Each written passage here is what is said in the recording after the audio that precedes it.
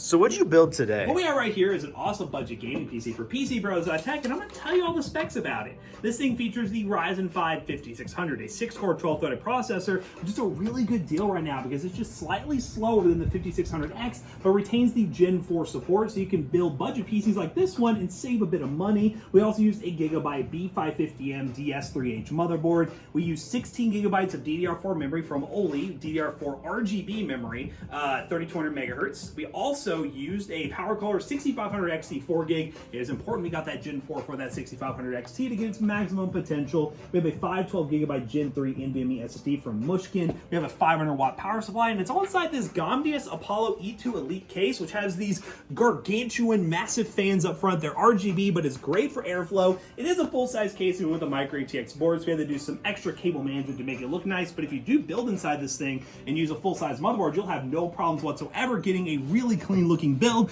And if you want to buy this PC over at PC Bros Tech today, you can use code TOASTYBROS2 on checkout and save on the already great price of $775. Go to PC Bros Tech today to buy a PC.